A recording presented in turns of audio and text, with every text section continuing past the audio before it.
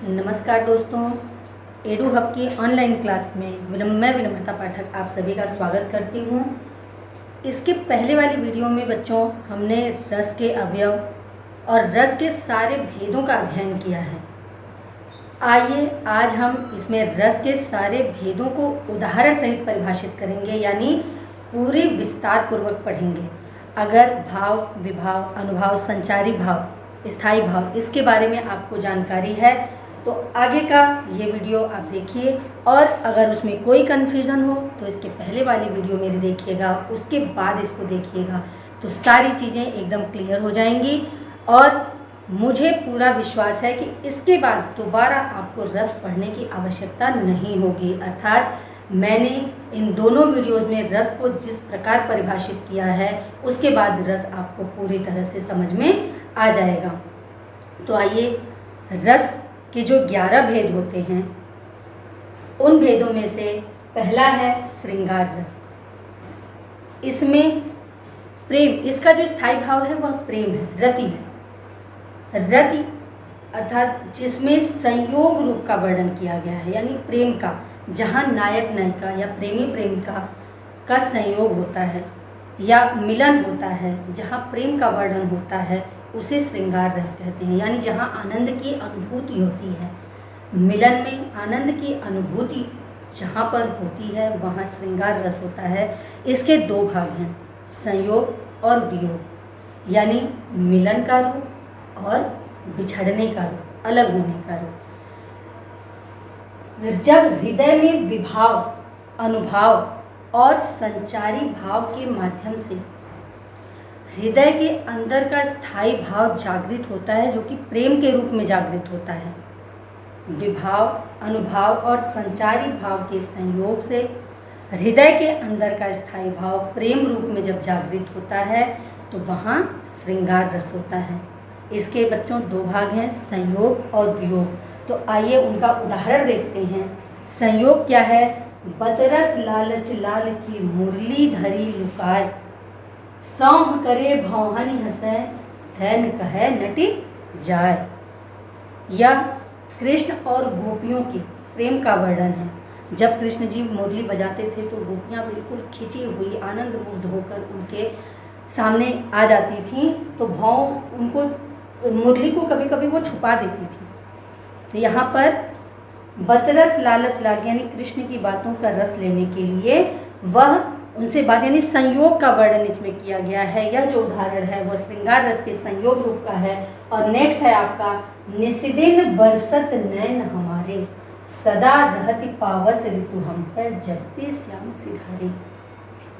आपने पढ़ा होगा, यहाँ पर जब कृष्ण गोपियों को छोड़कर चले जाते हैं, उद्धव उन्हें संदेश देते हैं, यानी वियोग रूपी वर्णन। इसमें कृष्ण के प्रति प्रेम तो है लेकिन वह प्रेम वियोग रूप में है, अलग है, यानी उनसे मिलन का रूप नहीं है।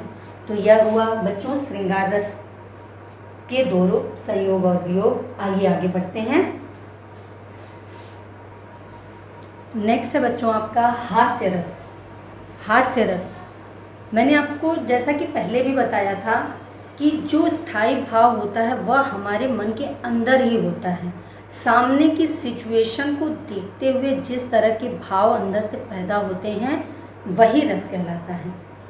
अब हास्य रस में सामने कुछ ऐसी चीज़ें आए, जैसे आपने जोकर देख लिया, कोई विकृत व्यक्ति या किसी की आवाज़ में कोई विकार हो, इस तरह की बातें, कोई तुतला के बोलता है, कोई हकला के बोलता है, या कोई ऐसे टेढ़ा चल रहा है या बौना है, ऐसी चीज़ें जहाँ हमारे सामने आ जाती हैं वहाँ अचानक से ही हंसी आ जाती है, यानी ऑटोमेटिक हम हंसने लग जाते हैं। तो जहाँ पर ऐसी परिस्थिति से मन का स्थायी भाव जागृत होता है वह हास्य रस कहलाता है। एक चीज़ बच्चों और बताऊँ मैं आपको कि परिभाषा 11 रस की लगभग सेम है, यानी एक जैसी है। बस अंतर कहाँ होगा? स्थायी भाव का रूप जहाँ जिस रूप में आपके अंदर जागृत होता है वहाँ वह रस होगा। जैसे सामने की सिचुएशन को देखकर आपके हृदय में अगर हास्य रूप पैदा हुआ तो वहाँ हास्य रस होता है। जहाँ दया की भावना, करुणा पैदा होती है वहाँ करुण रस होता है।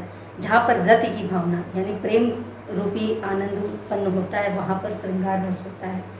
ऐसे ही जहाँ क्रोध जागृत हो जाए वहाँ रौद्र रस होता है। इस तरह से यानी आपके अंदर का स्थायी भाव जिस रूप में जागरूक होता है, सामने की सिचुएशन को देखकर जो भाव पैदा होता है वही रस वहाँ पर होता है।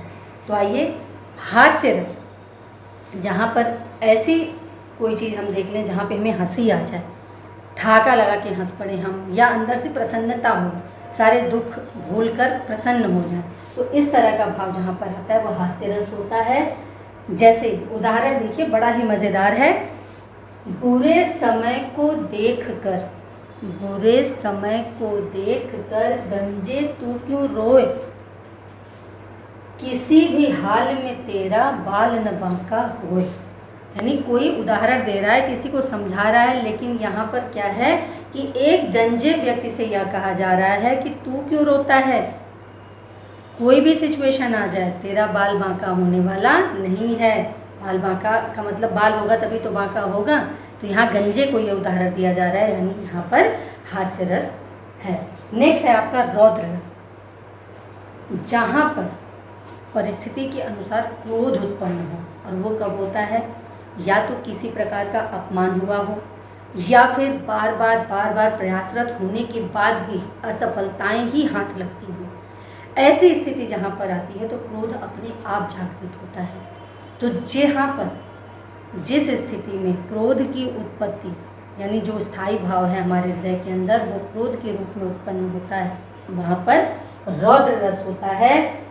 युद्ध भूमि में कृष्ण जी अर्जुन को जब समझा रहे थे, अर्जुन ने जब सामने अपने गुरुजनों को, अपने ही भाइयों को देखा तो उन्होंने युद्ध करने से मना कर दिया। तो कृष्ण जी ने उन्हें उपदेश दिया, और उसमें उन्होंने जब अर्जुन को बहुत अच्छी तरह से समझाया, गीता का उपदेश देते हुए अच्छी तरह समझाया, तब अर्जुन के मन में यह भाव पैदा हुआ कि मैं युद्ध भूमि में खड़ा हूँ और मुझे युद्ध अवश्य करना है। श्री कृष्ण के वचन सुन अर्जुन क्षोभ से जलने लगे। श्री कृष्ण के वचन सुन अर्जुन क्षोभ से जलने लगे, सब शील अपना भूलकर करतल युगल मलने लगे। यानी श्री कृष्ण के वचनों को सुनकर, उनकी बातों को सुनकर अर्जुन के हृदय में क्रोध जागृत हुआ, और उन्होंने सारे शील, प्यार, मोहब्बत सब कुछ भूलकर करतल युगल यानी दोनों हाथों को मलने लगे। किस लिए? युद्ध के लिए तैयार हो गए। तो नेक्स्ट आपका है करुण रस, आइए उसे देखते हैं। नेक्स्ट है आपका करुण रस। करुण रस का स्थायी भाव है निर्वीर, शम, उदासीनता, बिल्कुल शांत हो जाना, शून्य हो जाना। तो इसमें क्या है, इस रस में किसी अपने का विनाश या दुखी हो जाने पर या किसी अपने की मृत्यु हो जाने पर जिस प्रकार का दुख होता है, जिस प्रकार की स्थिति मन में पैदा होती है, यानी बड़ा दुख होता है, बड़ा कष्ट होता है, शोक हो जाता है, तो ऐसी स्थिति जहाँ पर होती है वह करुण रस होता है। इस रस में किसी अपने का विनाश या अपनों का वियोग अथवा अपनों की मृत्यु हो जाने पर दुख या वेदना उत्पन्न होती है। ऐसी स्थिति जहाँ पर शोक, जहाँ पर दुख प्रकट करना होता है, वह करुण रस कहलाता है। रही खरकती हाय शूल सी पीड़ा उर्मे दशरथ के। क्या कहते हैं कवि कि रही खरकती हाय शूल सी पीड़ा उर के दशरथ के, क्लानि त्रास वेदना विमंडित शाप कथा वे कह न सके।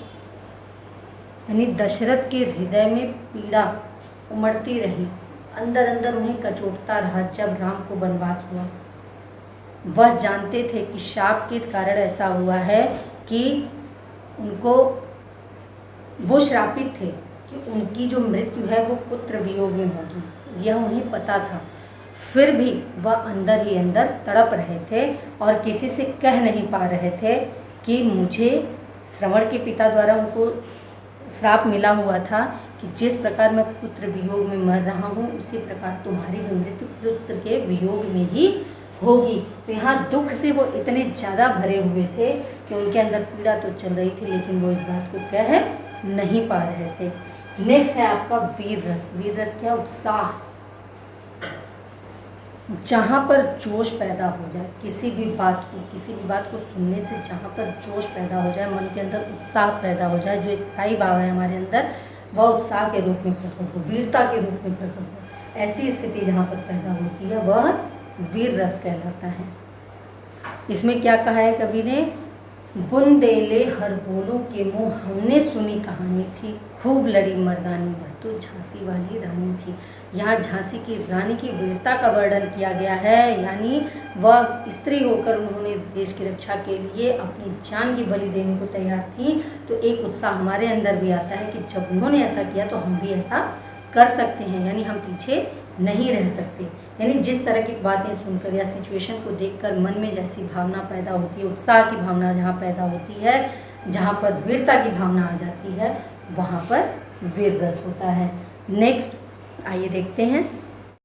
नेक्स्ट है बच्चों आपका अद्भुत रस, विस्मय, आश्चर्य। जहाँ पर किसी भी चीज़ को देखकर या कुछ ऐसी वस्तु आपके सामने या ऐसी चीज़ें आपके सामने आ जाएं जिसको देखकर हम बड़े आश्चर्यचकित हो जाते हैं, यानी आपने कल्पना भी नहीं की है, इस तरह की कोई अद्भुत वस्तु आपके सामने आ जाए, वहाँ पर अद्भुत रस होता है, जिसका स्थायी भाव है विस्मय या आश्चर्य।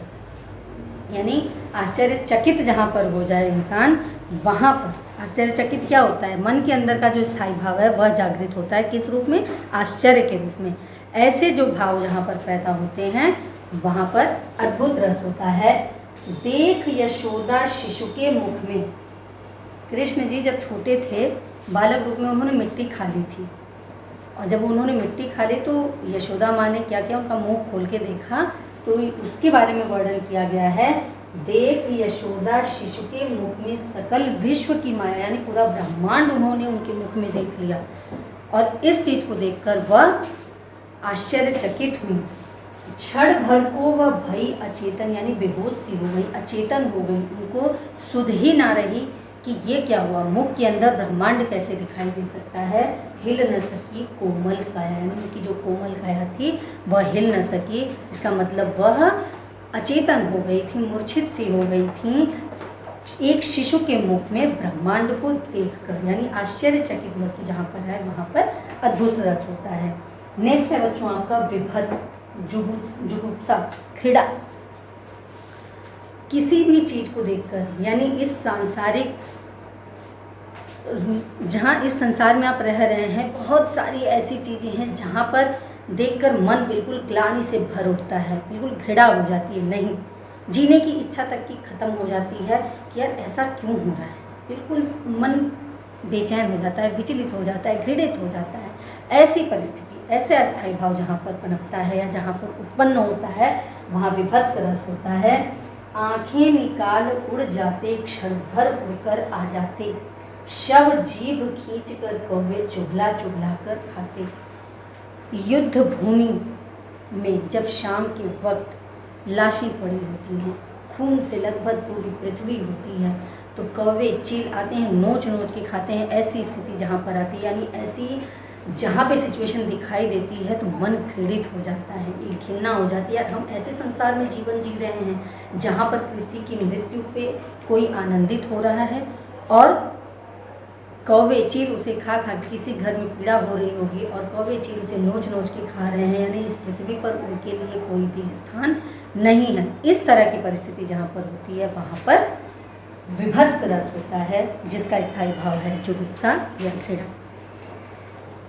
अब है बच्चों आपका भयानक रस, जहाँ पर ऐसी स्थिति पैदा हो जाए जिससे डर पैदा हो जाए, मन के अंदर बिल्कुल डर हो जाए, एकदम व्याकुलता, बेचैनी हो जाए कि नहीं, जैसे मान लीजिए सांप आ गया सामने तो हम बिल्कुल डर जाते हैं, अचेतन होकर खड़े हो जाते हैं। इस तरह की स्थिति जहाँ पर है वहाँ भयानक रस होता है, और इसका स्थायी भाव है भय। इसका स्थायी भाव क्या है? भय। उधर गरजती सिंधु लहरियाँ, कुटिल काल के जालों सी, चली आ रही फेन उड़ती, फन फैलाए व्यालों सी। यानी समुद्र में जब लहरें चल रही हैं और वो लहरें एकदम ऐसा लगता है जैसे फन फैलाए हुए सी आ रही हों, तो उन्हें देखकर मन में एक भय पैदा होता है कि कहीं ऐसा तो नहीं कि वो हमें बहा ले जाएंगी। तो इस तरह की भावना जहाँ पर आती है वहाँ भयानक रस होता है। नेक्स्ट है आपका शांत रस, शम, निर्वेद। एक चीज़ और बता दो बच्चों, इसके पहले करुण रस में पढ़ा रहे थे तो गलती से निर्वेद स्थायी भाव मेरे मुंह से बाहर निकल गया था, तो प्लीज़ आप ध्यान दीजिएगा कि निर्वेद और शम शांत रस का स्थायी भाव है। यहाँ पर बिल्कुल शून्य हो जाना, जीने की इच्छा तक खत्म हो जाना, संसार में क्या हो रहा है, इस तरह की परिस्थितियाँ जहाँ पर आती हैं कि हाँ बिल्कुल मन विलीन हो जाना कि नहीं अब ऐसी स्थिति नहीं होनी चाहिए, इस तरह की दशा नहीं पैदा होनी चाहिए, मोक्ष या अध्यात्म की यानी अब इस जीवन से मुक्ति चाहिए, इस तरह का जहाँ पर भाव होता है वहाँ पर शांत रस होता है। जब मैं था तब हरि नहीं, अब हरि है मैं नाय। यानी जब हमारे अंदर अहम था, मैं का मतलब अहम, घमंड की भावना थी, तब हम भगवान को नहीं समझते थे, भगवान नहीं था। अब हरि है मैं नाय, सब अंधियारा मिट गया, जब दीपक देखा मान। यानी अब ज्ञान रूपी दीपक हमारे अंदर प्रकाशमान हो गया है, तो सांसारिक दीपक जैसा अंधियारा हमारे अंदर से मिट गया है, यानी मोक्ष की तरफ जाने की इच्छा जागृत हो रही है, जो कि बिल्कुल शांत निर्वेद होती है, शून्य होती है। तो यहाँ इस तरह की परिस्थिति जहाँ पर हो वहाँ पर शांत रस होता है। नेक्स्ट आपका वात्सल्य और भक्ति रस, जो कि नया मैंने आपको पहले भी बताया था कि आचार्यों के विचार विमर्श पर ये तो 9 मुख्य रस होते हैं, लेकिन आचार्यों के विचार विमर्श पर 2 रस और जोड़े गए थे, भक्ति रस और वात्सल्य रस। तो आइए अब उनके बारे में अध्ययन करते हैं। बच्चों आपका वात्सल्य और भक्ति रस दोनों ही सेम है, मतलब वात्सल्य रस में माता पिता का स्नेह अपने पुत्र या अपने बच्चे के प्रति होता है, और भक्ति रस में भक्तों का जो स्नेह है, प्यार है, जो श्रद्धा है, वह ईश्वर के लिए होता है। तो वात्सल्य रस में आपने देखा होगा कि माँ अपने बच्चे को जब प्यार करती है, दुलार करती है, स्नेह करती है, बिल्कुल जब उसका जो आलिंगन होता है, उसका जो प्रेम होता है, जो भाव होता है, वह वर्णन करना बड़ा मुश्किल है। तो वात्सल्य रस में इसमें देखिए, जब कृष्ण ने एक बाल रूप में यशोदा माँ के सामने अलग अलग तरह की क्रीड़ाएं करते थे, तो उनको कैसे पकड़ती थी माँ, बाल दशा सुख निरखी जशोदा, पुनि पुनि नंद बुलावत, बार बार वो अपने पास बुलाती हैं, और बाल दशा यानी उनके बचपने को सोचकर आनंदित होती हैं, और अचरा तरलय ढाकी सुर, यानी अचरा तरलय अपने आंचल के नीचे ढक लेती हैं, सुर यानी भगवान को, कृष्ण को अपने आंचल के नीचे ढक लेती है, प्रभु को दूध पिलाकर। यानी जो माँ अपने बच्चे को जब प्रेम से अपने आलिंगन में लेती है या प्यार करती है, तो वह बहुत ही आनंदमय होता है। वत्सलता का रूप, मातृत्व की भावना बार बार जहाँ छलकती है, वहाँ पर वात्सल्य रस होता है। नेक्स्ट ऐसे ही भक्ति रस है, भक्ति भाव में विलीन हो जाना, पूरी तरह से विलीनता का जहाँ रूप होता है ईश्वर के प्रति, वह भक्ति रस होता है। आंसुअन जल सींच चीज प्रेम बेल बोई, मीरा की लगन लगी होनी हो सो हुई।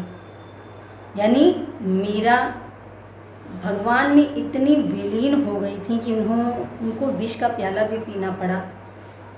बहुत सारी उनके साथ जो घटनाएं घटी, इस तरह के जो भाव उनके साथ हुए, लेकिन वो पूरी तरह से कृष्ण में विलीन थी, पूरी तरह से भक्ति रस में विलीन थी। तो इस तरह की भावना जहाँ पर होती है वह भक्ति रस होता है। तो बच्चों आपका रस ये पूरा कंप्लीट हो गया, और उम्मीद करती हूँ कि आपको समझ भी आया होगा। तो एक रिक्वेस्ट भी है कि लाइक एंड सब्सक्राइब करिए, शेयर भी करिए, और अगर आपको कहीं भी प्रॉब्लम आती है तो आप मुझे मैसेज भी कर सकते हैं, जिसके लिए मैं नोट्स भी प्रोवाइड करा दूँगी। Thank you.